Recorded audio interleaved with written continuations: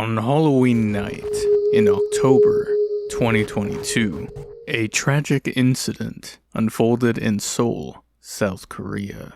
The event, known as the Seoul Halloween Crowd Crush, resulted in the loss of 159 lives and left 196 others injured.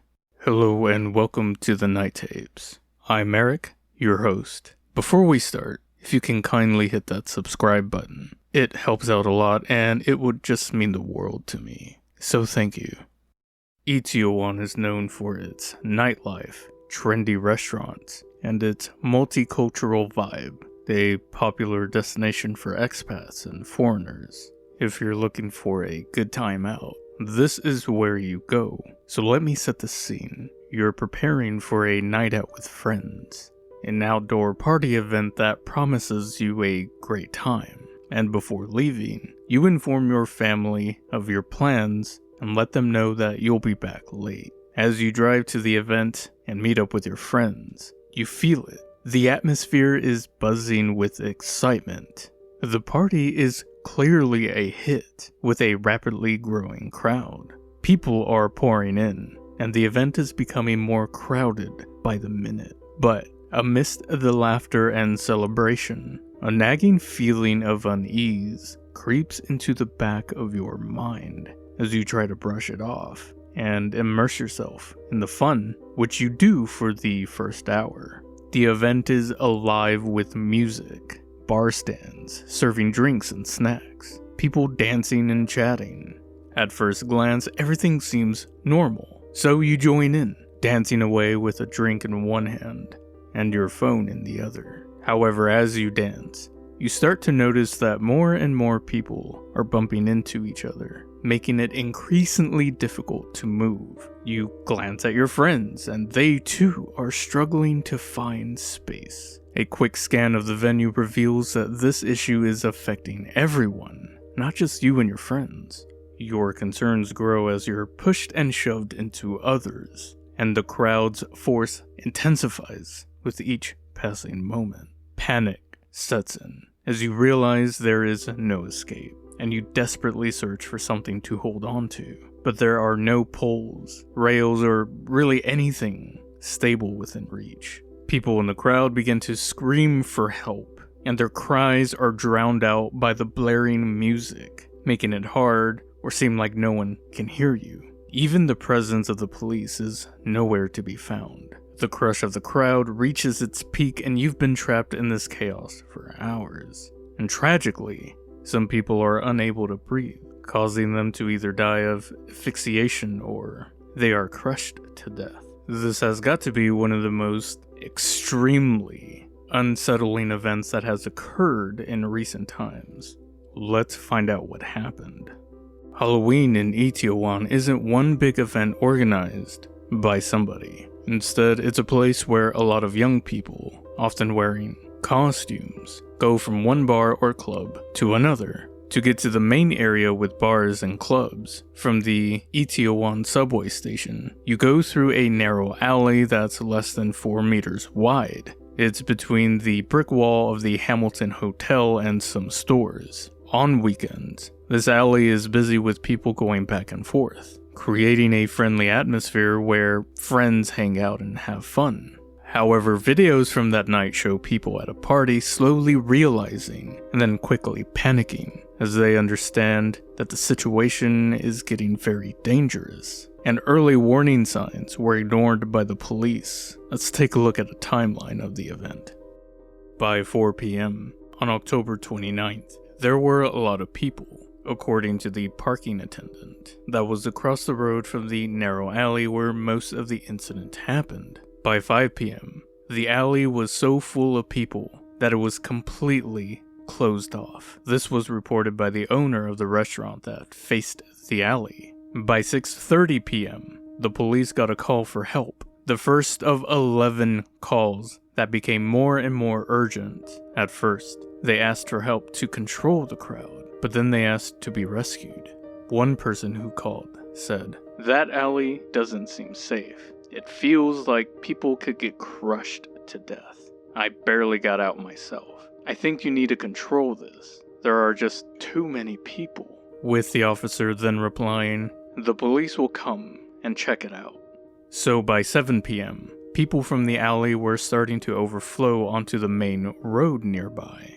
According to the police records, the second emergency call came in just after 8 p.m. The caller said that people were being pulled, falling, and getting hurt. One caller said, "It's chaotic. I think something needs to be done to control it." Shortly after 8 p.m., a caller told the police that the situation was very serious. 20 minutes later, another caller described it as a madhouse. "It's not a joke. It's not a prank call," they stressed, pleading with the police. "I beg you."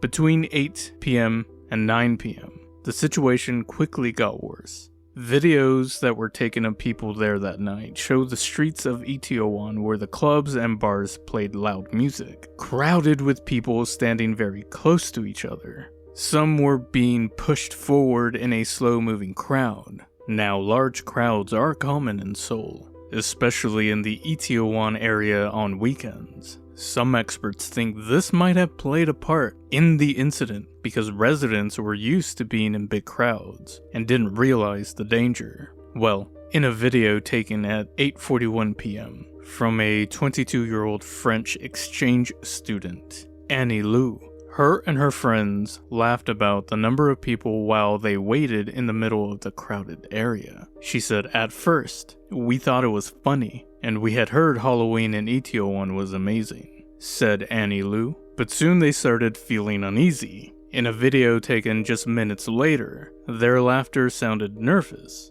One girl said, "Just try not to fall." Another one could be heard saying, "I'm scared." Annie Lou said they began to feel crushed. She passed out and was taken away from the crowd by two men. By 9 p.m., somebody urgently called the police, saying that they needed help right away. They said a big incident could happen at any moment. Around this time, other callers said people were being trampled on and described the situation as horrible. At 9:02 p.m., one caller said it more directly. Somebody is going to die. By 9:30 p.m., the streets were packed with people, and some couldn't even leave the nearby subway station because it was so crowded. New partygoers were still arriving in the area, so at this point, it was clear that there was danger. Ian Chang, a 21-year-old university student from Florida, got to Itaewon around 9:40 p.m. He was supposed to meet his friend, Steven, another American exchange student, but the crowds were so bad that he messaged Steven at 10:17 p.m., telling him to stay away from the area. Just before 10 p.m., Emily Farmer, a 27-year-old English teacher in Seoul, felt overwhelmed by the crowd and sought refuge in a bar. Shortly after, rumors started spreading that someone had died, and people inside the bar were not allowed to leave. By 10:21 p.m., some people started doing desperate things to get away. There was a photo that showed a man climbing a wall to escape, while others appeared to be cheering him on, not realizing the seriousness of the situation. A few minutes later, police started getting reports of people being buried in the crowd. At 10:23 p.m., there were more than 5 reports of people falling, getting hurt, or were dying. Emergency responders arrived at the scene and saw many faces in the crowd, stacked up to 10 rows deep, they said. They couldn't even see their legs. Workers started by helping the people in the bottom row, but when they laid them on the ground, most of them were unconscious. Because there were so many people, it was hard for the police to reach those who needed help. Videos on social media showed people doing chest compressions and others who were laying on the ground waiting for medical help. Sophia Ekiat, an American doctor who was in Itaewon that night, was taken to a side street after telling an officer that she could help. She said, "I was really overwhelmed, but I started CPR on the first person I saw. It was chaotic because there were so many victims on the ground, and there were a lot of foot traffic and people partying, with loud music coming from nearby restaurants and clubs that didn't know what was happening," she said. To make things even more confusing, most people were wearing costumes that night. so some mistook police officers for partygoers. One 20-year-old witness said that an officer tried to control the crowd, and she heard somebody ask, "Is he a real policeman?" By 11:45 p.m., South Korea's news agency had reported that many people were getting medical help because they had cardiac arrest, according to fire authorities. Ambulances were seen retrieving the bodies. At 11:55 p.m., the Seoul Metropolitan Government sent an emergency alert to residents in the Itaewon area, asking vehicles to avoid the area because of an emergency accident near Hamilton Hotel. The alert also urged people to go home as soon as possible. This message was repeated in several more alerts over the next few hours. This alert came more than 5 hours after the first emergency call, and by this time, news of the disaster had already started to spread widely on social media.